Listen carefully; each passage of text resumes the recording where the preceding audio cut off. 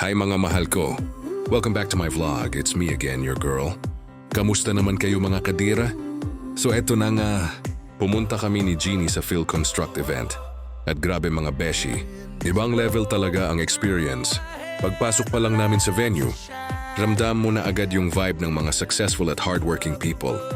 Ang daming businessmen, suppliers, yung mga innovators na talagang hands-on kahit boss na. Nakakamangha kasi halos lahat ng nakilala namin ang sisipag. As in, bawat isa may dedikasyon, passion at puso sa ginagawa nila. May mga banyaga, may mga Pinoy entrepreneurs, pero iisa lang ang napansin ko. Lahat sila driven by hard work and purpose. Sabi nga nila, success doesn't come to those who wait. It comes to those who work while others rest. Habang nag-iikot kami, bawat booth may istorya. Mas nagkumpisa sa maliit, pero dahil sa tiyaga at diskarte, ngayon ay malalaking supplier na. Nakaka-inspire isipin na lahat ng ito nagsimula lang sa pangarap at sipag. Alam nyo, sa dami ng nakausap naming business owners, may isa talaga akong natutunan. Kapag mahal mo ang ginagawa mo, kahit pagod ka, fulfilled ka pa rin. Yun siyempre, proud din ako kasi nakita ko kung gaano kagaling at kasipag ang mga Pilipino sa industriya ng construction at innovation. Iba talaga kapag may puso sa trabaho. Kita sa resulta, kita sa ngiti. Kaya kung nanonood ka ngayon at napapagod ka minsan sa work, remember this. Every hardworking person deserves the success they dream of. Walang shortcut, pero bawat hakbang mo ngayon, papunta yan sa success mo. Alam mo mga mahal ko, habang pinagmamasdan ko lahat ng taong nandoon, na-realize ko ang tagumpay pala. Hindi nasusukat sa laki ng negosyo o ganda ng booth mo, kundi sa dedikasyon at consistency mo araw-araw.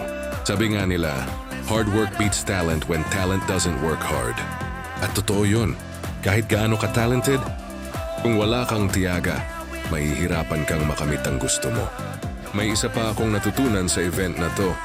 Ang sipag at disiplina kapag pinagsama, siguradong may resulta. Kasi kahit gaano kahirap kapag hindi ka sumuko, darating din yung bunga. At habang naglalakad ako sa Phil Construct, sabi ko sa sarili ko, ang sarap makita yung mga taong may apoy sa mata. Yung halatang mahal nila ginagawa nila. Sila yung patunay na when you love your work, success will chase you naturally. Kaya mga mahal ko, kung may pangarap ka, kahit maliit lang yan, simulan mo ngayon, paghirapan mo, at maniwala ka na may tamang oras para umani ng bunga. Don't rush the process, trust the grind.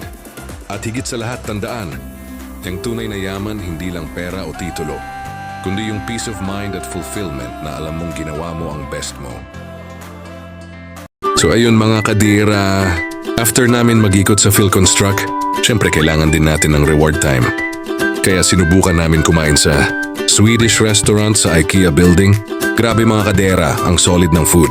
Pagpasok mo pa lang, feel mo agad yung Scandinavian vibe. Minimalist, malinis pero super social ng dating. Yung setup parang semi-canteen style pero wag ka.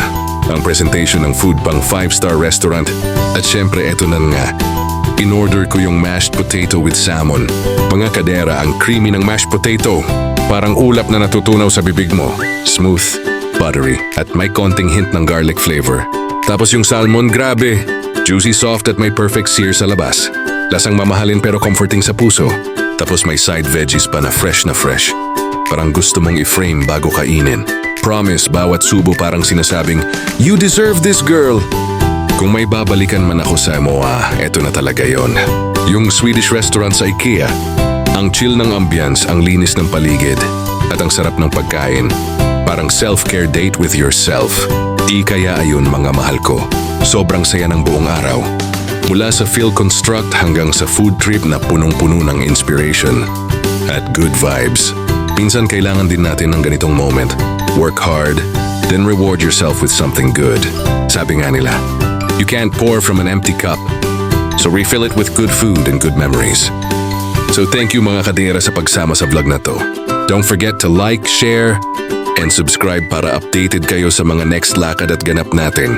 And of course, this is your Ajumea signing off, reminding you to stay positive, stay productive, and stay pretty. See you on my next vlog mga mahal ko. Ingat and keep shining.